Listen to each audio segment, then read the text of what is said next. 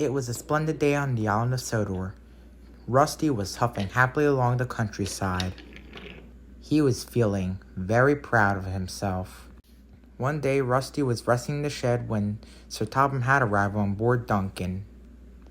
"Rusty," said Sir Topham Hatt, "you are to deliver freight cars of quarry dust."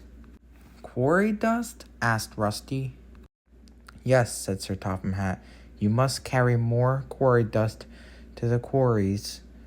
And then, after that, you come back here and then get a great washdown," said Sir Topham Hatt. "Come on, Rusty," said Duncan. "Let's go ahead and get the job done." Then Rusty puffed away. Later, Rusty went to the quarry to go get some quarry dust. He went under the hopper.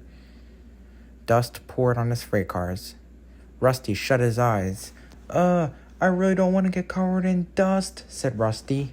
The freight cars giggled. "Heh, Rusty is too dusty, so let's pull him back. He's not useful 'cause he's too dirty. And he's too dusty 'cause he can't work. Heh." Then there was trouble. The freight cars pulled Rusty under the hopper. Quarry dust went down and went all over Rusty. Rusty was covered in quarry dust. "Oh no," said Rusty. "Now I really am dusty. Everyone's gonna laugh at me and call me Dusty Rusty," said Rusty sadly. Then Rusty puffed away. Rusty puffed all over the countryside, all covered in dust. Then he saw Skarloey at a junction. Rusty was embarrassed. "Oh no," he said. "If Skarloey sees me, he's gonna laugh at me." But Rusty puffed on. "Oh dear," said Skarloey. "That is one dusty Rusty." But Rusty puffed on. Then there was trouble. The cars began their tricks. On, yelled the cars. "Faster, faster." Then there was trouble. Duncan was huffing at the crossing.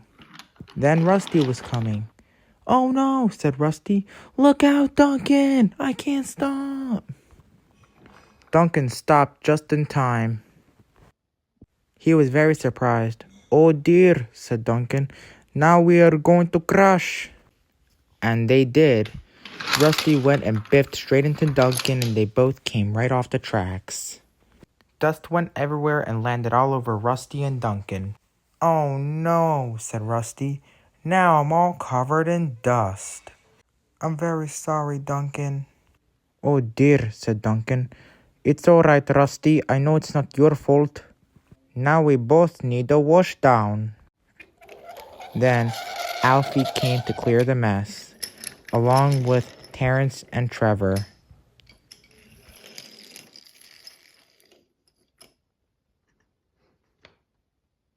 Well, said Alfie. "If it isn't Dusty Rusty, then who could it be?"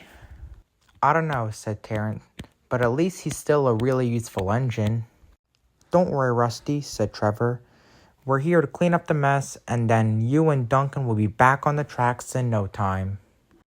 Then Sir Handel arrived at the breakdown train and lifted the two engines back on tracks. Rusty was worried. He thought that people would laugh at him for being dusty. "I can't finish this job alone," said Rusty. "People are going to laugh at me." "Cheer up, Rusty," said Duncan. "I can maybe help you along." Rusty smiled. "Thank you, Duncan," said Rusty. "You are a good friend."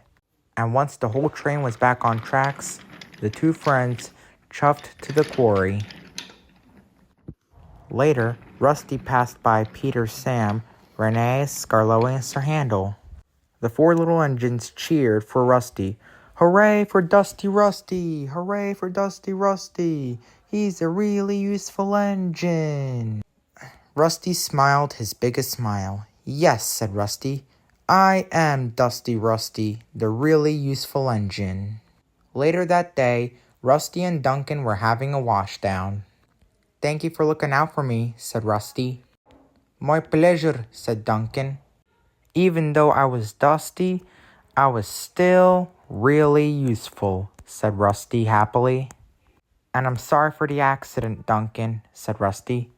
It's all right, Rusty, said Duncan. I know it's not your fault, because I know how troublesome trucks are. We should teach them a lesson. And both engines laughed.